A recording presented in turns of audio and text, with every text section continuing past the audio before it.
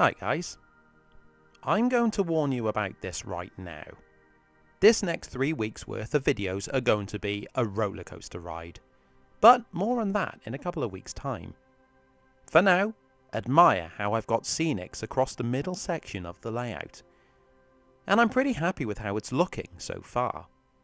I've learned that if I want to capture the not so healthy appearance of autumn up here in these hills, I need to adjust my scenic work with aftermarket colours, which is fine, as it helps to blend everything together on the same palette.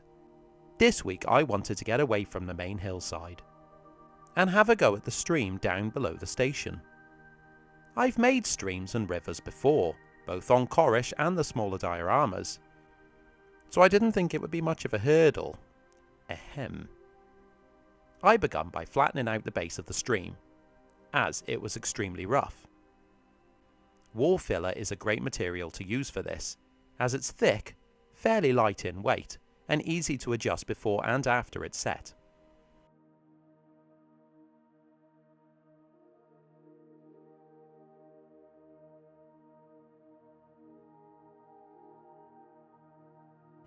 I've got a couple of reference photos of the stream at Nantgwernal to follow here, and one thing I wanted to have a go at capturing was the various steps with little waterfalls between them. This would allow me to get some nice rough white water, which I like.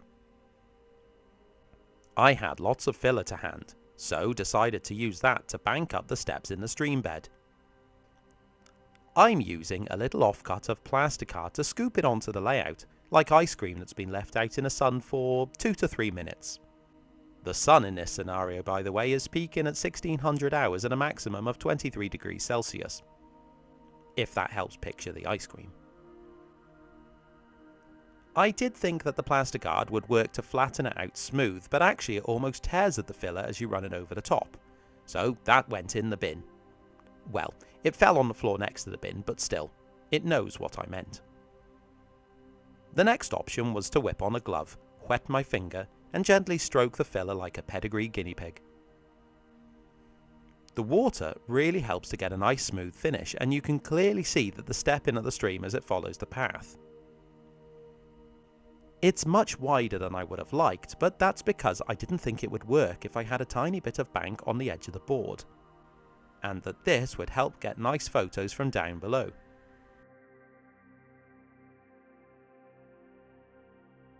Whilst the filler's still wet, I'll sprinkle ballast over it because, well, I think I should.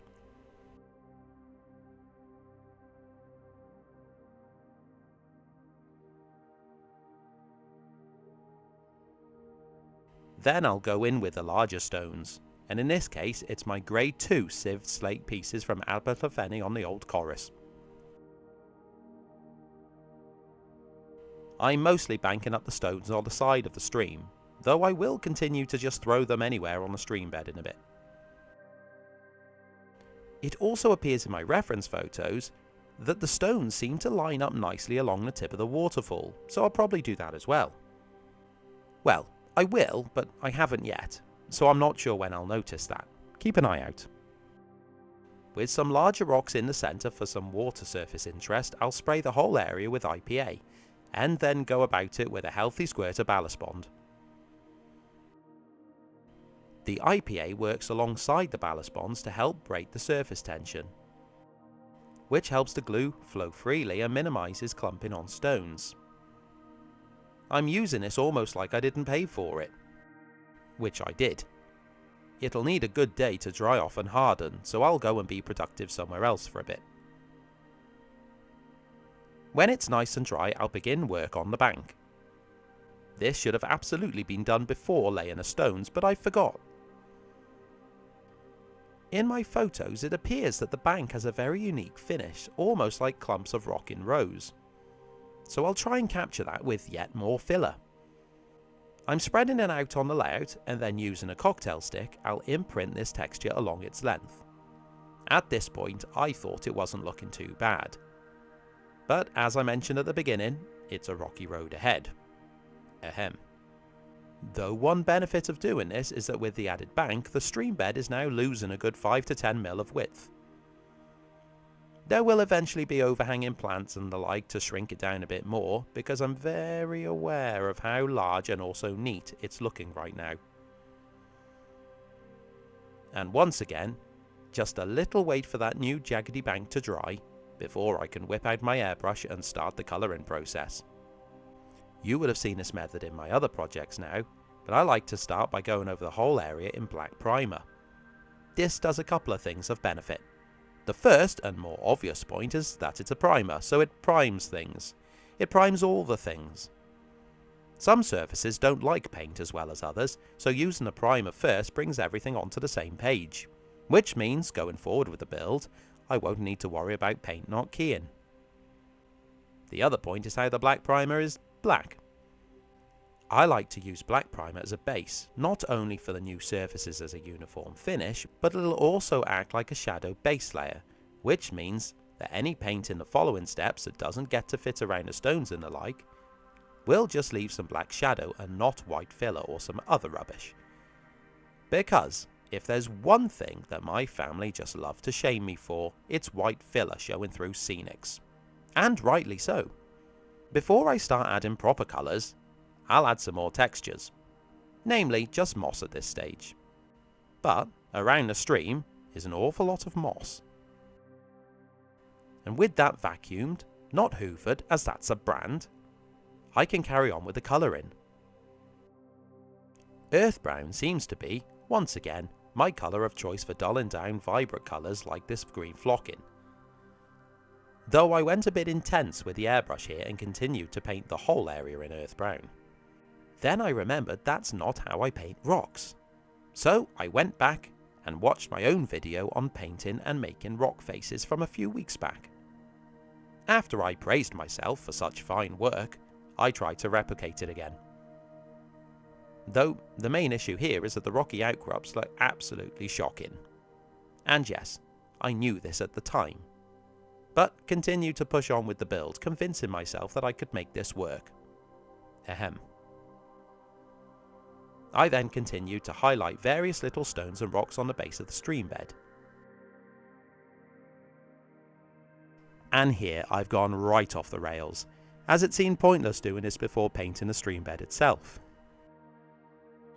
I'll move back over to the moss for now, and this is simply a job of painting it with my favourite slimy green colour. This does a real nice job at soaking through the moss flock, which is good because I can't be bothered to physically paint the whole thing. It doesn't matter if some gets on the rocks around the moss, as it'll help blend the scene together, I hope. I'll now work my way down onto the stream bed, something I should have done earlier, prior to highlighting the rocks. But remember, I'm in a bit of a panic here trying to save the scene. I'm using a mix of blues, browns, greens and blacks to blend the bank into the base. At least that's what I think I'm doing, or intended to do. What I ended up doing was colouring the whole thing, though I think it's a much better colour for underwater, whereas the earth brown just looked dry. I've done a few more things at this point. The first you may have spotted is a green tint to the stream bed. That's because I accidentally got slimy green on one part and tried to clean it up, but I went Mr. Bean on it and just brushed it everywhere instead. The second thing I've done is I've gone back in and highlighted the rocks again. This does bring back a bit of the dry look from before, but I think that when the water's over it, it'll give a nice detail. The final thing is, the whole area is currently getting a coat of black ink. This is going to settle in the cracks and crevices, as well as adding a dark tint to the rock faces. Well, yeah, as I said, I'm not happy with this one, but who knows, maybe getting the resin water poured might just save it. Or it could make it a whole lot worse and I start again, who knows? Well, I do, to be fair. I think this stream bed style would actually suit a larger river absolutely fine, but it's just looking too flat and wide for the look that I need here. Oh, I don't know. I guess we'll see next week.